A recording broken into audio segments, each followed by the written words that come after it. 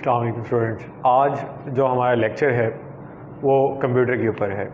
Computer में हम discuss करेंगे पास पेपर्स के क्वेश्चन, ठीक है, क्योंकि कंप्यूटर का पोर्शन बहुत ही अहम है। तो उसमें से सबसे पहले जो हमारा क्वेश्चन है वो MS पावर पॉइंट से रिलेटेड है। अब MS पावर पॉइंट क्या है हमारे पास? पेपर में 2 से 3 किस्म के क्वेश्चन आते हैं MS पावर पॉइंट से रिलेटेड, ठीक है। सबसे पहले MS पावर पॉइंट एक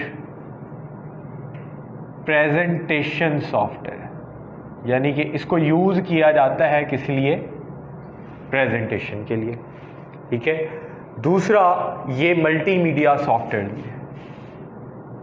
एक ये भी आता है कि ये क्या है, एक मल्टीमीडिया सॉफ्टवेयर भी है, ठीक है।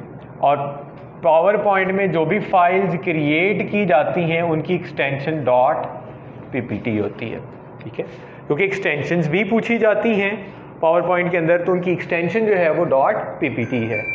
अब ये मल्टीमीडिया सॉफ्टवेयर क्यों है? मल्टीमीडिया सॉफ्टवेयर ये इस वजह से है क्योंकि इसमें हम साउंड फाइल्स, वीडियो फाइल्स और इमेजेस की फाइल जो है वो दोनों क्या कर सकते हैं, ऐड कर सकते हैं। इस वजह से इसको मल्टीमीडिया सॉफ्टवेयर भी कहते हैं, क्योंकि इसमें प्रेजेंटेशन क्रिएट होती है, तो इस वजह से प्रेजेंटेशन सॉफ्टवेयर है और इसकी जो एक्सटेंशन है वो .ppt है, ठीक है। अब सवाल क्या है? सवाल ये है, क्योंकि डिफरेंट क्वेश्चन पूछे जाते हैं पावर पॉइंट से रिलेटेड, हमने पावर पॉइंट पहले डिस्कस भी किया था पूरा ब्रीफली। तो MS power point, if you want to edit a chart you can. अगर आप MS पावर पॉइंट के अंदर किसी चार्ट को जो कि आपने इंसर्ट किया हुआ है उसको एडिट करना चाहते हैं, तो एडिट करने के लिए आप किस तरह से उसको एडिट करेंगे? तो आप डबल क्लिक करेंगे किसके ऊपर? चार्ट ऑब्जेक्ट के ऊपर, तो उसके ऊपर आप फिर जो है वो क्या कर सकते हो, उसको एडिट कर सकते हो। नेक्स्ट अगला क्वेश्चन है जी कीबोर्ड। कीबोर्ड सबसे पहले तो आपको ये पता होना चाहिए कि कीबोर्ड कौन सी डिवाइस है। ये आपकी इनपुट डिवाइस है। पेपर में ये भी क्वेश्चन पूछा जाता है कि कीबोर्ड कौन सी डिवाइस है, तो इनपुट डिवाइस है। फिर कीबोर्ड के ऊपर कितनी कीज होती हैं, जो कि इसने पूछ ली हुई हैं। Keyboard use with personal computer 104 keys. कितनी कीज होती हैं? 104 कीज होती हैं। अब 104 कीज। अब दूसरा जो है वो कीबोर्ड का जो लेआउट है, अक्सर ये भी पूछा जाता है कि कीबोर्ड का जो लेआउट है वो कौन सा है।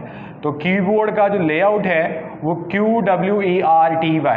2 किस्म के लेआउट होते हैं। एक तो ये है जो कि हम यूज़ करते हैं, और दूसरा जो है वो DWORK है, ठीक है। ये भी कीबोर्ड का लेआउट है, ठीक है। अब एक क्वेश्चन और आता है कि कीबोर्ड को डेवलप किसने किया था? कीबोर्ड को डेवलप किसने किया था? तो ये भी क्वेश्चन आता है, और इसको जो डेवलप करने वाला बंदा था वो था क्रिस्टोफर लैथम शोल्स।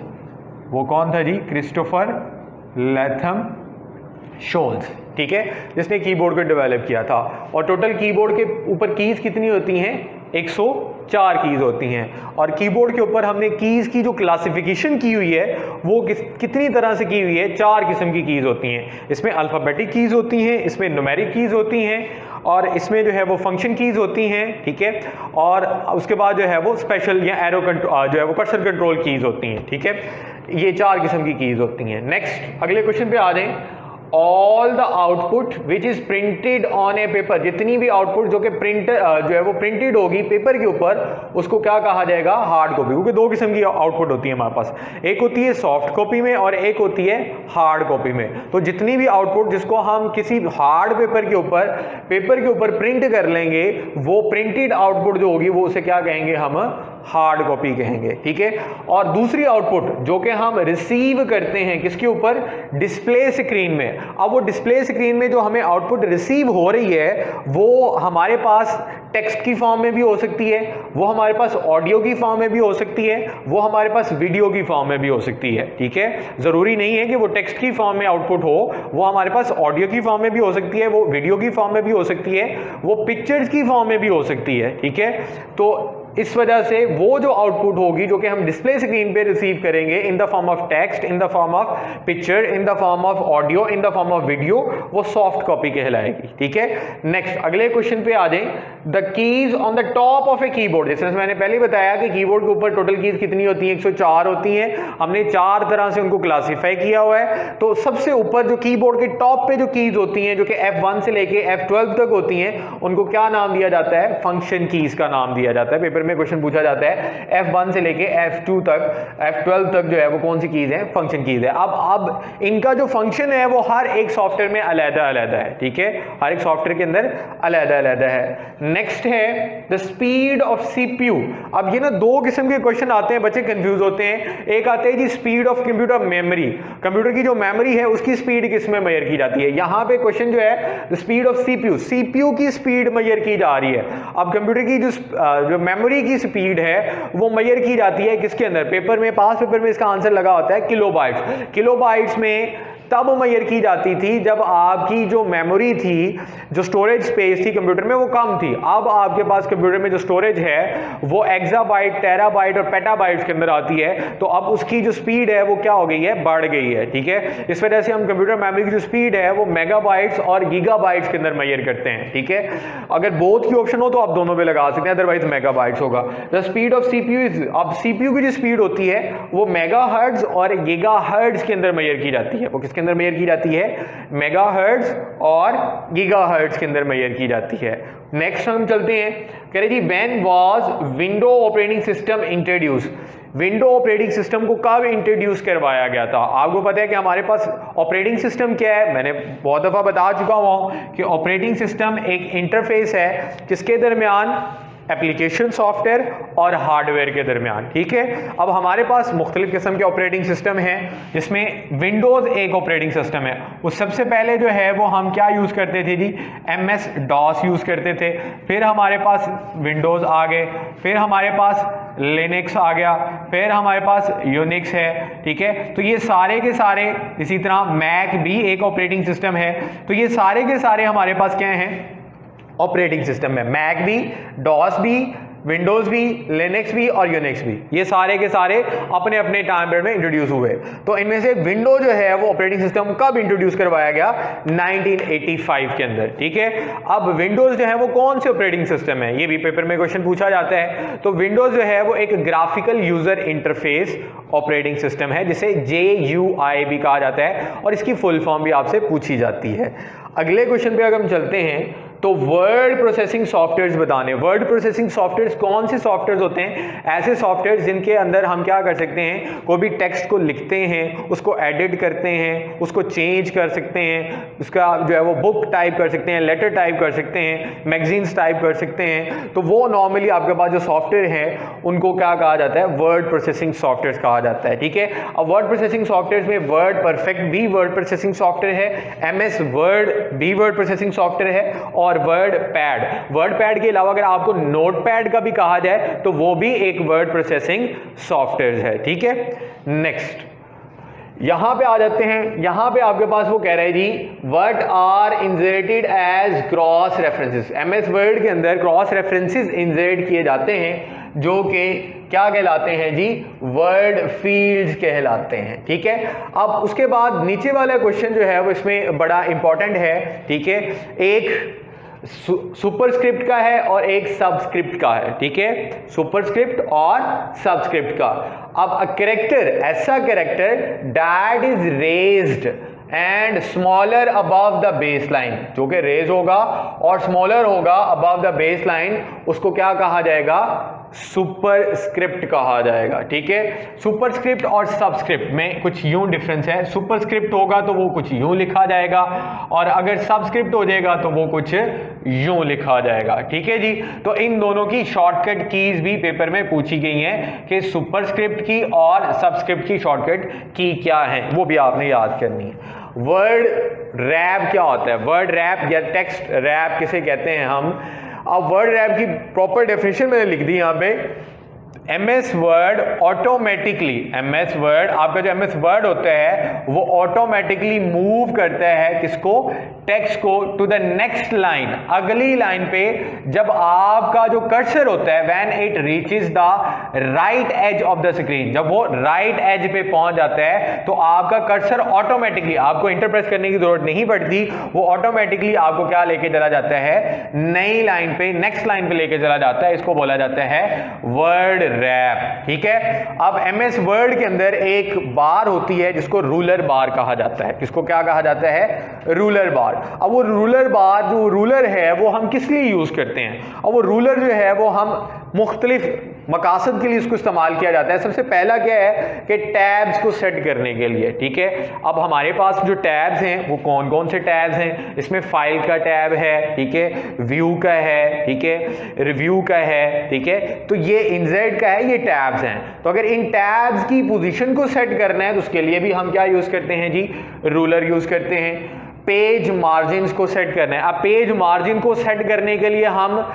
एक तो रूलर से सेट करते हैं, दूसरा कहां से सेट किया जा सकता है, दूसरा पेज सेटअप डायलॉग बॉक्स से। ठीक है, पेज सेटअप डायलॉग बॉक्स से भी हम क्या कर सकते हैं, पेज मार्जिन को सेट कर सकते हैं। पेपर में क्वेश्चन पूछा गया है to set indents, left indent, right indent, इसको भी सेट करने के लिए हम क्या कर सकते हैं, रूलर का इस्तेमाल भी कर सकते हैं। ठीक है, उसके बाद अगला क्वेश्चन भी एमएस वर्ड से रिलेटेड है। एमएस वर्ड कह रहे which menu in MS Word can be used to change character size and typeface, कि कौन सा मेन्यू जो है वो कैरेक्टर के साइज को और उसके टाइपफेस को चेंज करने के लिए क्या किया जाता है, इस्तेमाल किया जाता है। ठीक है, तो इसको बोलते हैं फॉर्मेटिंग मेन्यू। अब इसकी मुख्तलिफ शॉर्टकट कीज भी पूछी जाती हैं। इसकी शॉर्टकट कीज में control plus shift plus P भी आता है और control plus shift plus F भी आता है और कंट्रोल प्लस डी, ये तीनों कीज आपके पास फॉर्मेट मेन्यू, वो जो विंडो छोटी सी ओपन होती है उसी मकसद के लिए इस्तेमाल की, जिसपे आप कैरेक्टर के साइज को चेंज कर सकते हो, उसका स्टाइल चेंज कर सकते हो, जिसमें ये टाइप फेस लिखा हुआ, टाइप फेस का मतलब है उसका स्टाइल आपने चेंज करना है। ठीक है, नेक्स्ट है Which key should be pressed to start a new paragraph in MS Word, कि कौन सी की हम प्रेस करेंगे नए पैराग्राफ को MS Word के अंदर स्टार्ट करने के लिए, नए पैराग्राफ को स्टार्ट करने के लिए, नई लाइन को स्टार्ट करने के लिए हम एक ही की प्रेस करते हैं, वो कौन सी होती है, इंटर की। जैसे ही हम इंटर की प्रेस करेंगे हमारा कर्सर जो है वो हमें कहां पे ले जाएगा, एक नई लाइन पे चले जाएगा। पैराग्राफ होगा तो वो न्यू पैराग्राफ स्टार्ट कर देगा, अगर लाइन करेंगे तो वो नई लाइन पे लेके जाएगा। अब कंट्रोल प्लस बी, एक सिंपल सा क्वेश्चन है, कंट्रोल प्लस बी किस लिए यूज होते हैं एमएस वर्ड के अंदर, शॉर्टकट की है और ये बोल्ड के लिए यूज होती है। इससे रिलेटेड जो कीज हैं वो भी आपको पता होनी चाहिए। जिस तरह से पेस्ट है, पेस्ट की शॉर्टकट की क्या होती है, कंट्रोल प्लस वी होती है। इस तरह से पेपर में पेस्ट स्पेशल की, अब वो शॉर्टकट की पूछता है, पेस्ट स्पेशल की शॉर्टकट की क्या होती है, R plus control plus V होता है। इसी तरह से हम कहते हैं जी अंडरलाइन की जो शॉर्टकट की है वो कंट्रोल प्लस यू होती है। अब वो डबल अंडरलाइन की पूछता है तो उसके लिए control plus shift plus D होता है, उसको डबल अंडरलाइन के लिए। तो इस तरह से डिफरेंट शॉर्टकट कीज हैं। अब ग्राफिक्स जो कि एमएस वर्ड या वर्ड प्रोसेसर में हम यूज करते हैं वो कौन सी है, वो आपके पास क्लिप आर्ट होता है, क्लिप आर्ट। अब क्लिप आर्ट कहां पे होते हैं, किस मेन्यू में होते हैं, इनजेड में।